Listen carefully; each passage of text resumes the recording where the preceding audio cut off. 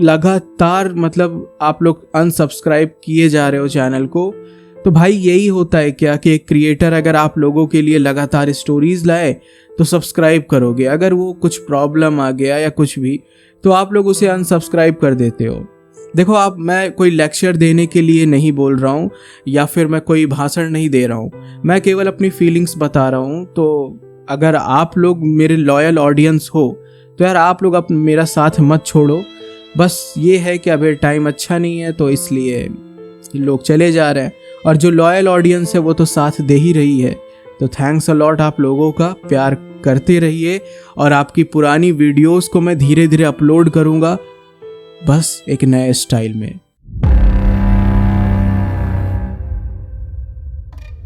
मेरे हाथ पैर ठंडे पड़ गए। मैं भागा, नीचे गया, बाहर निकला और तेज सांसें ले रहा था, लेकिन गलती तो अब हो चुकी थी।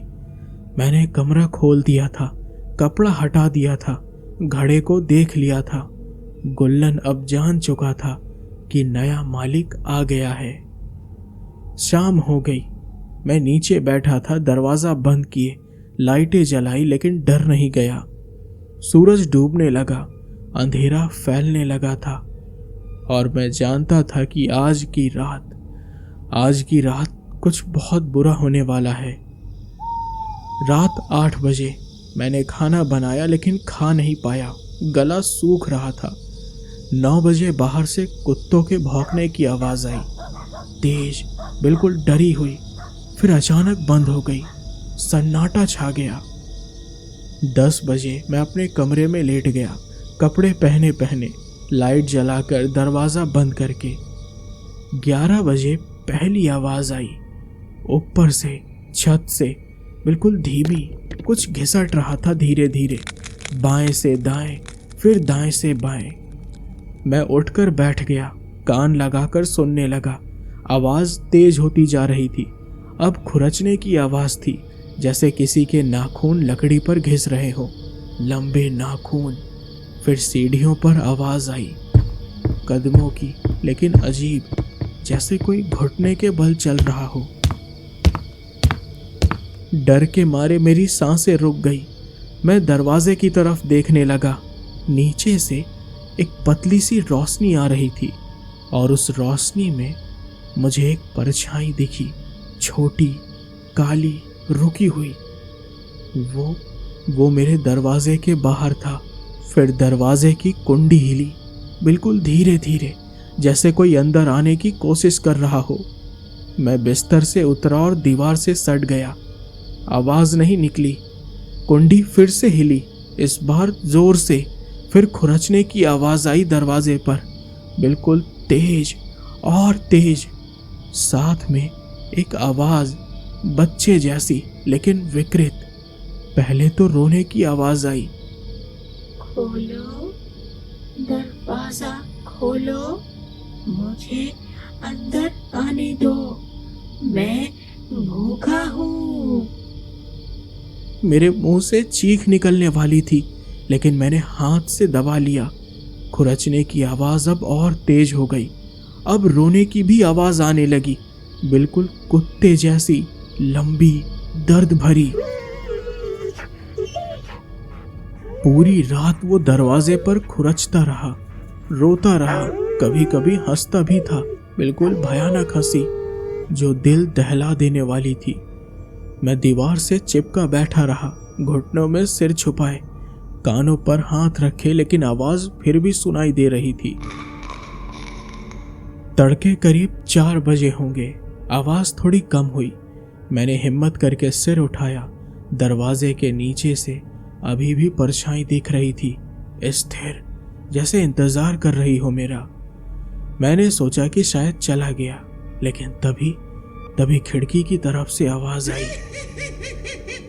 मैं तुरंत चौंका, खिड़की की तरफ देखा तो शीशे पर कुछ था, बाहर अंधेरे में। मैं धीरे धीरे खिड़की के पास गया, पर्दा हटाया, और जो मैंने देखा वो मैं कभी नहीं भूल पाऊंगा। एक चेहरा था, छोटा, काला, बिना चमड़ी का, लाल मांस दिख रहा था। आंखों की जगह खाली गड्ढे, गहरे, बिल्कुल काले, जिनमें से कुछ नहीं दिख रहा था। मुंह खुला था, दांत नुकीले, पीले, लार टपकती रही, और वो मुझे देख रहा था। उन खाली गड्ढों से सीधे मेरी आत्मा में झांक रहा था। मैं चीखा, पीछे हटा और गिर गया।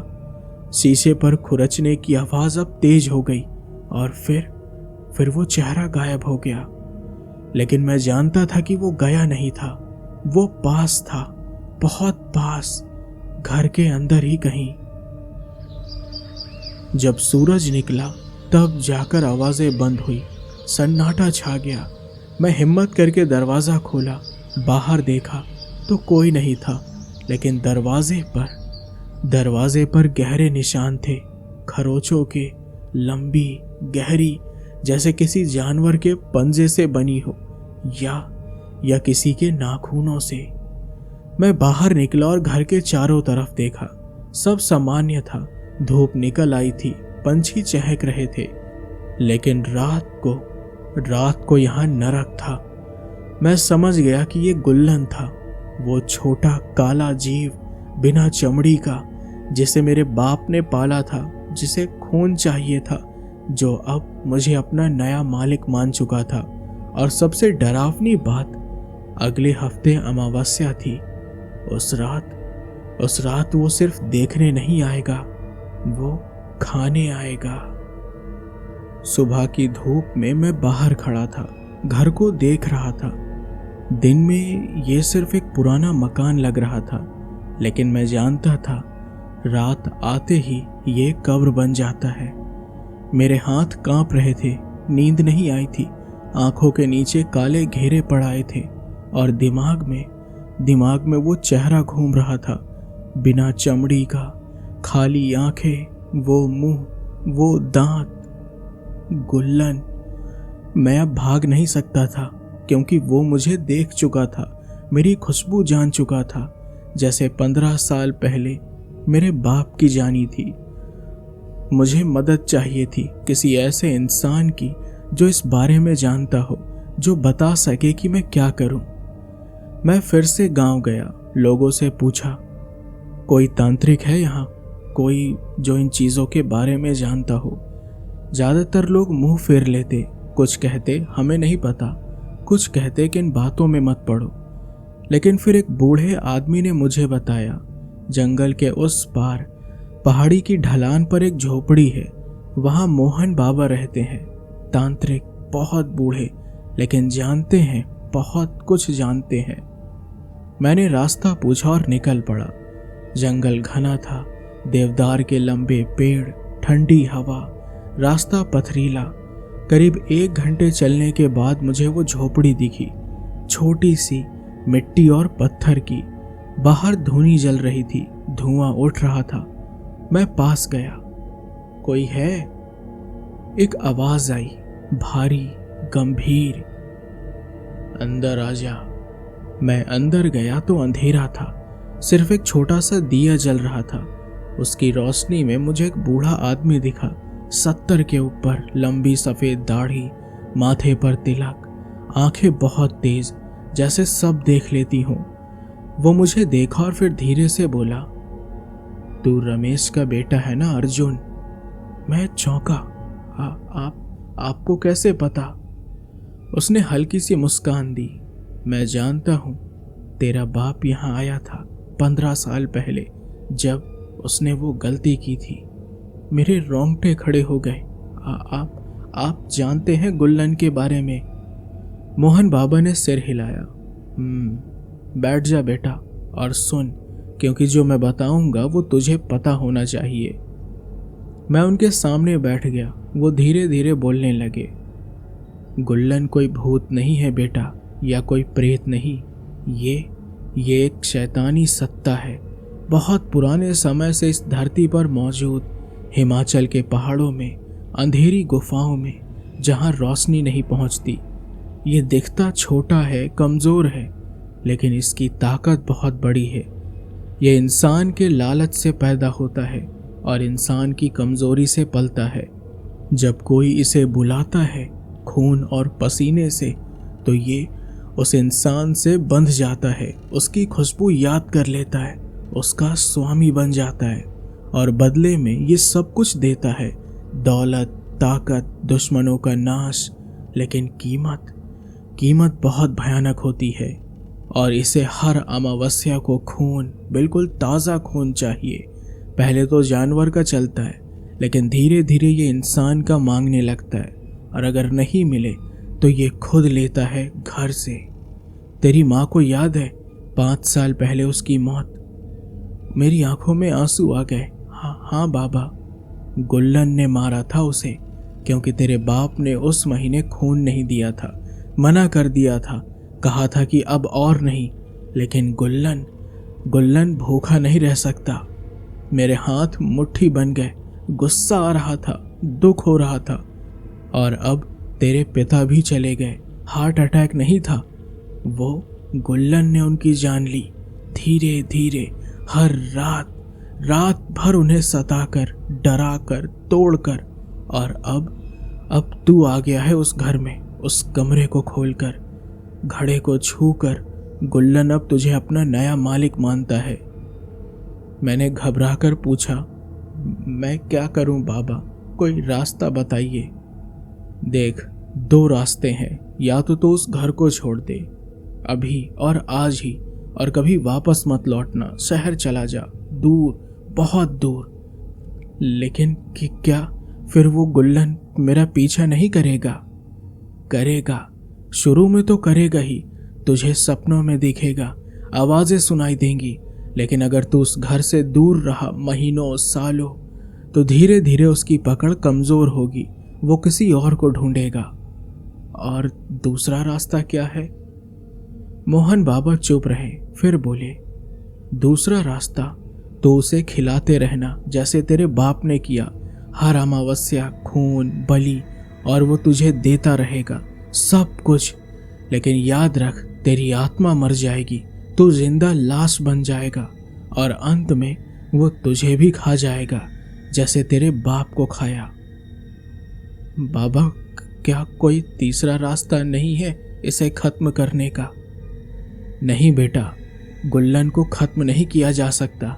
ये मरता नहीं, ये सिर्फ इंतजार करता है अपने अगले शिकार का, अपने अगले मालिक का।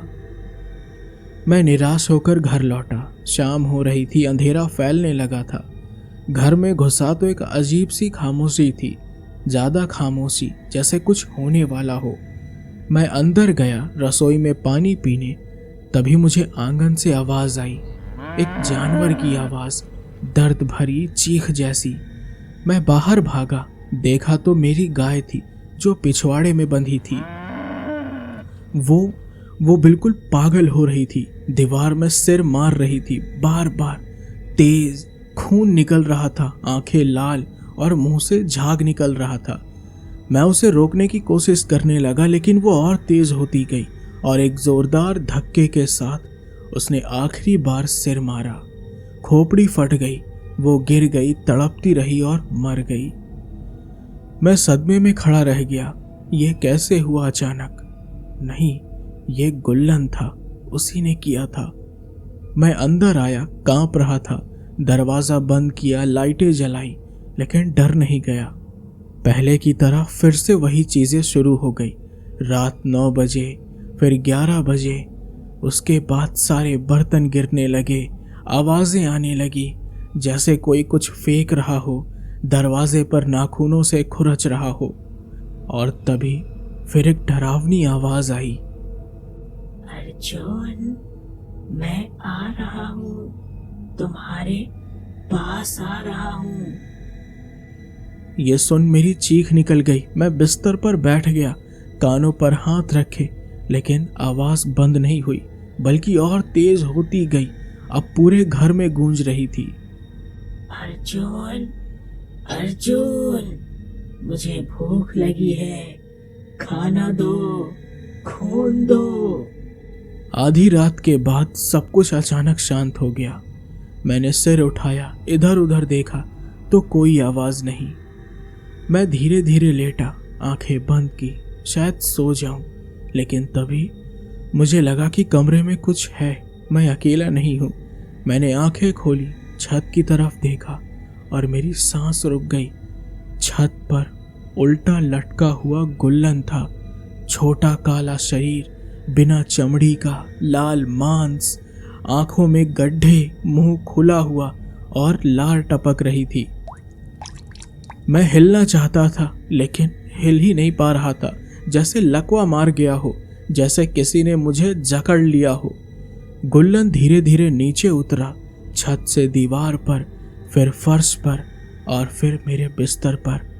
वो मेरे पैरों पर चढ़ने लगा, धीरे धीरे घुटनों पर, फिर पेट पर, फिर सीने पर।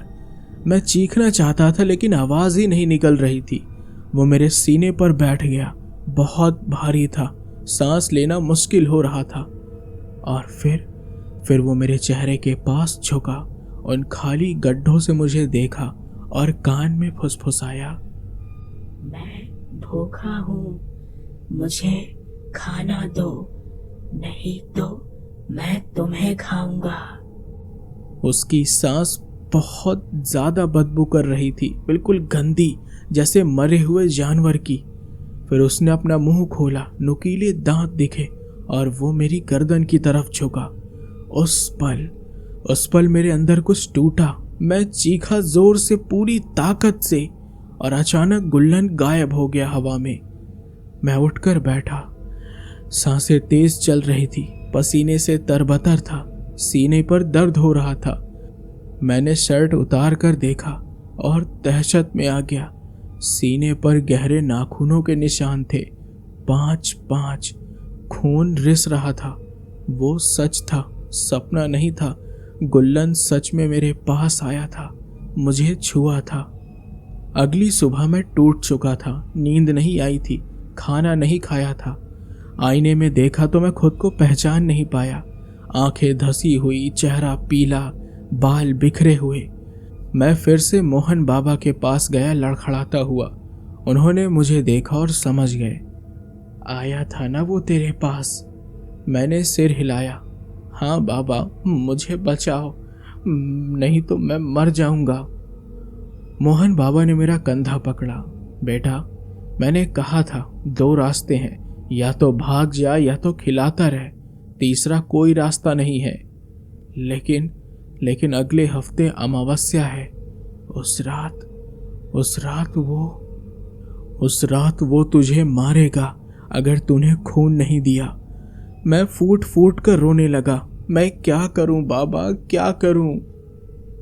तुझे तय करना होगा बेटा, तेरी जिंदगी है, तेरी आत्मा है।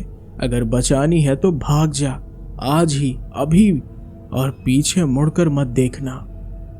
लेकिन मेरे दिमाग में बस यही चल रहा था। क्या मैं भाग सकता था? क्या सच में दूर जाकर मैं बच सकता था? या गुल्लन मेरा पीछा करता रहेगा, मेरे सपनों में आता रहेगा, धीरे धीरे मुझे खत्म करता रहेगा? अगले 5 दिन सबसे भयानक दिन थे मेरी जिंदगी के। हर रात वो आता था। कभी दरवाजे पर खुरचता, कभी खिड़की से झांकता, कभी सीढ़ियों पर चलता और कभी कभी मेरे सामने खड़ा होता। भूख लगी है, मुझे खून चाहिए। मैं दिन में सोने की कोशिश करता, लेकिन तब भी सपने आते, भयानक सपने, जिनमें गुल्लन मुझे पकड़ लेता था, मेरी गर्दन चीर देता था, खून पीता था। मैं धीरे धीरे पागल हो रहा था। गांव वाले अब बिल्कुल दूर रहने लगे मुझसे। कोई मेरे घर नहीं आता था, जैसे मुझे कोढ़ हो गया हो, जैसे मैं मर चुका हूं। लेकिन मैं चल फिर रहा हूं। और फिर आ गई वो रात, अमावस्या की रात। सुबह से ही आसमान काला था, बादल छाए थे, हवा ठंडी थी, जैसे प्रकृति भी जानती हो कि आज रात कुछ बुरा होने वाला है। मैंने दिन भर सोचा, क्या करूं? भाग जाऊं या उसे खिलाऊं? अगर खिलाता हूं तो क्या एक बकरे की बलि, खून? लेकिन फिर अगली अमावस्या और उसके अगली, क्या मैं ये सिलसिला जारी रख पाऊंगा? नहीं, मैं नहीं कर सकता ये। लेकिन भागना भी तो डर है, हार है, और वो मेरा पीछा करेगा, मैं जानता था। फिर शाम हो गई, सूरज डूबने लगा, लेकिन अमावस्या की रात में सूरज डूबना भी अलग होता है। जैसे रोशनी खत्म नहीं होती बल्कि निगल ली जाती है अंधेरे में। मैं घर के अंदर था, सारे दरवाजे बंद किए, खिड़कियां बंद की, लाइटें जलाई, लेकिन मैं जानता था ये सब बेकार है। आज की रात गुल्लन दरवाजों से नहीं रुकेगा। रात 8 बजे मैं बैठक में बैठा था, हाथ में एक चाकू था बचाव के लिए, लेकिन मैं जानता था कि यह भी काम नहीं आएगा। 9 बजे पहली आवाज आई, बाहर से गेट खुलने की आवाज। मैंने बाहर नहीं देखा, बस इंतजार करता रहा। 10 बजे आंगन में कदमों की आवाज धीमी घिसटती हुई दरवाजे के पास आई और रुक गई। फिर दस्तक हुई, ठक ठक। मेरी सांस रुक गई। फिर वो आवाज आई बच्चे जैसी, लेकिन अब कुछ अलग। अब इसमें गुस्सा था, भूख थी। खोलो दरवाजा, खोलो, आज अमावस्या है, मुझे खून चाहिए। लेकिन मैंने जवाब नहीं दिया, बस चुपचाप बैठा रहा। दस्तक तेज हो गई, जैसे कोई पूरी ताकत से दरवाजा तोड़ रहा हो। फिर खुरचने की आवाज, तेज, बहुत तेज। और फिर चीख, भयानक चीख, जो इंसानी नहीं थी, जो किसी जानवर की नहीं थी, जो नर्क से आई लगती थी।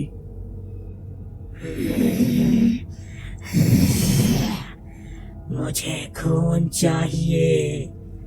अर्जुन, तुम मेरे मालिक हो, मुझे खून पिलाओ। फिर 11 बजे अचानक सब शांत हो गया। दरवाजे पर आवाज बंद हो गई। मैंने राहत की सांस ली, शायद चला गया।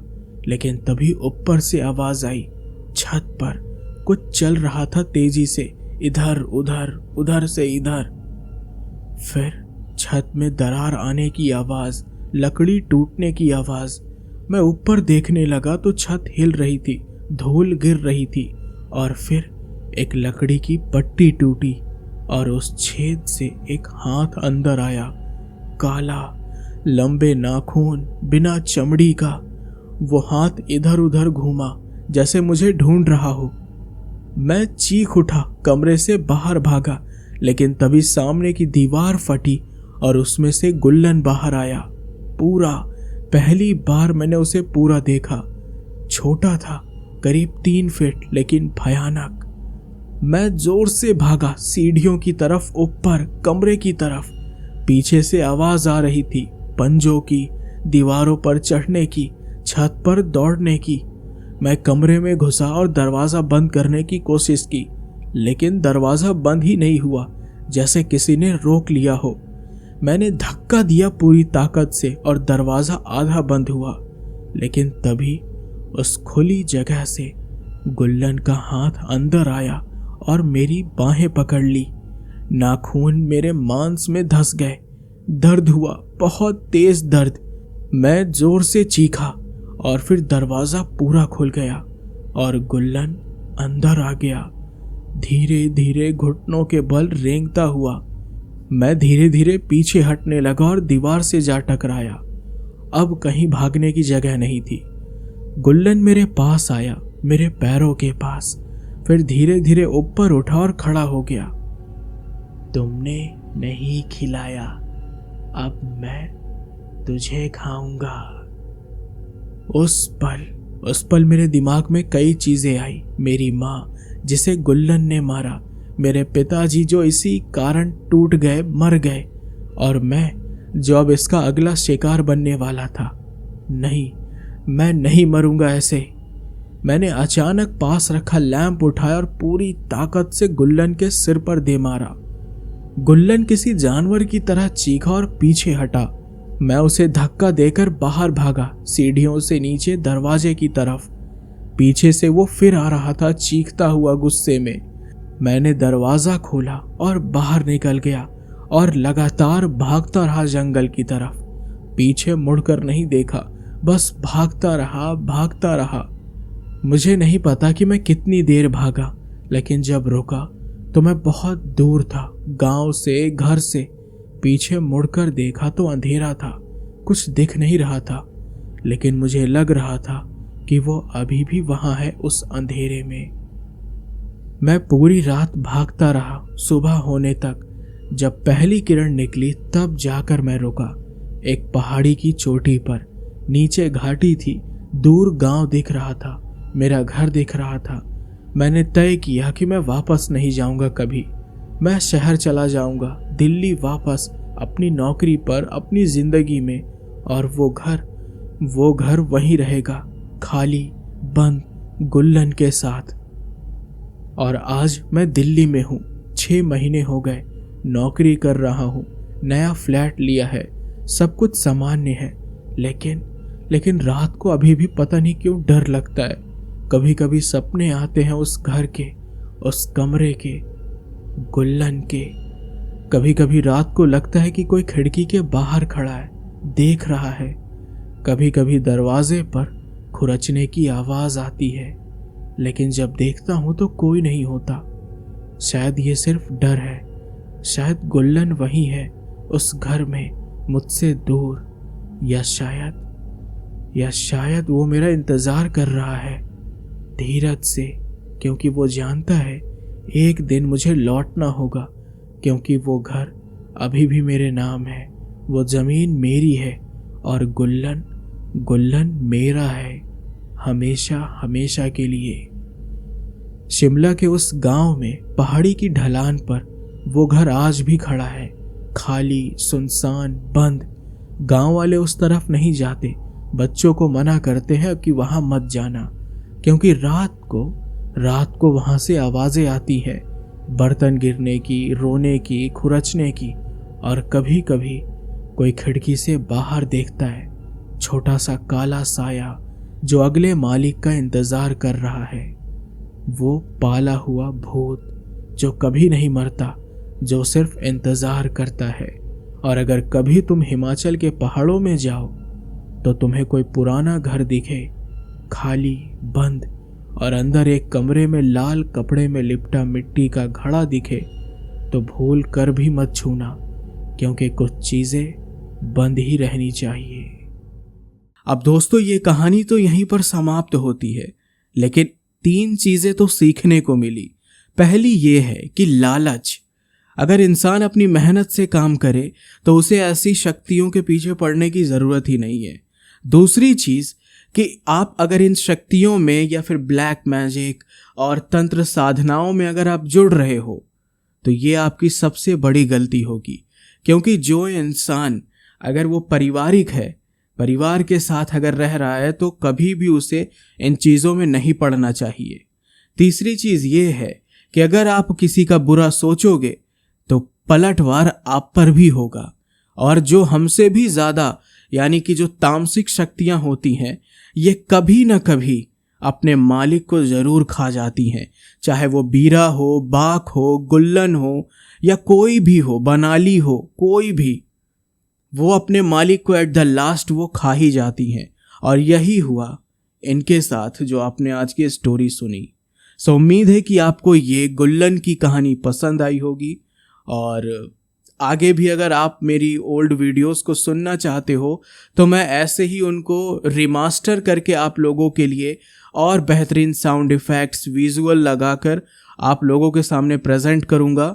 सो इसलिए आप लोग बार बार क्वेश्चन मत करो कि भाई आपकी पुरानी वीडियोस कहाँ गई। पुरानी वीडियोस धीरे धीरे आएंगी, बट एक अलग रूप में, एक अलग स्टाइल में आएंगी।